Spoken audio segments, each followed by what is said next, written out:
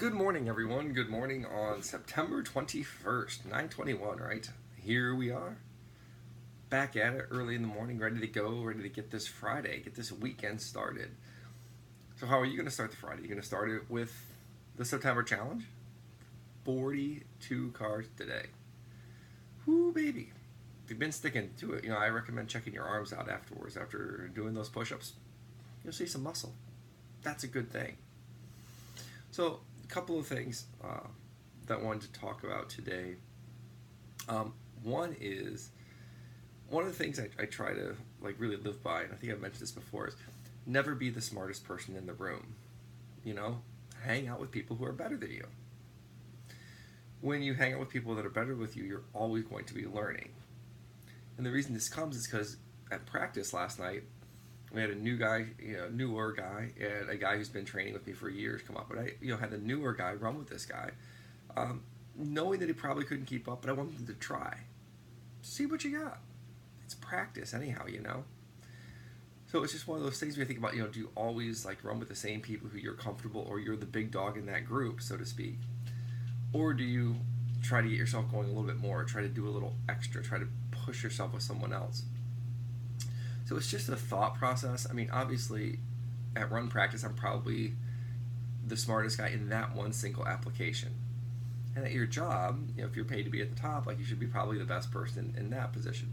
But in general in life, it's always nice to hang around with people who are a little bit better, or that you aspire to be, or that you admire in a certain way. Like, I admire this person for their kindness, or this person for their intellect, or this person for their discipline, or this person for their speed, or their strength, or their successful marriage, or how they parent. All these different things. It's great to be around those people because you can learn from them. So that's number one. The other thing that I want to talk about this morning is really, it comes back again to communication, and really one of the things that I struggle with personally is tact, right? It's how to say certain things. So in both my personal life and in my business life, it's really kind of learning how you talk to people isn't always consistent in the fact that you talk to different people different ways. So one of the main reasons this comes into play is because I'm both a husband and a coach. When I'm talking with my wife, a lot of times, if she asks a question, I have to be like, okay, who do you want to answer? Do you want your husband, Matt, to answer, or do you want Coach Matt to answer? Because it can be two distinctly different answers. It doesn't mean that they're not honest answers. There just means that as a coach, my job is to communicate to you to help you achieve your goals, kind of regardless of your life situation. It's kind of like, okay, here's from a coaching standpoint, here is the plan. This is what you should do. This is what's going on. This is what you should do. From a husband perspective, it's a little bit different.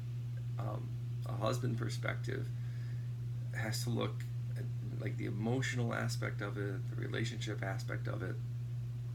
It's just a different answer. It's also coming from a different place. The husband place is coming from more of a place of love, where the coaching perspective is coming from a place of goal achievement. And they're different.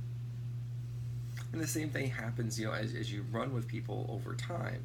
You go from a coach athlete perspective to a coach athlete friend perspective. And then sometimes you see that you're not busting chops on your friend, the person who's been there a long time, as much as you are on the new person who is there, and you're like, okay, hey, get on this form, or get on this technique, or push this amount of weight. So when you start to really look at how you handle interactions, how do you handle newer interactions with people versus how do you handle older interactions with people? You do want to seek for consistency. I say all the time, consistency and congruency, those are two things that I definitely look for. Be consistent, say the same thing consistently to people. And be congruent, meaning do what you say, mean what you say. So don't just go talking one thing and doing another. In other words, don't live your life in theory, right? One of the best examples always is the people who say you're the Sunday churchgoer, 6 days a week, you're an idiot, but on Sunday you go to church. It's not congruent, right? So you want to try to be congruent through everything, consistency and congruency. So those are my thoughts here for this Friday. Hope you get out and move, get your weekend off to a good start. Earn this weekend. Earn whatever type of party or cocktail or relaxation. Earn it. A little bit goes a long way. So move your body. Have fun. Thank you for watching. I'll see you soon. Bye now.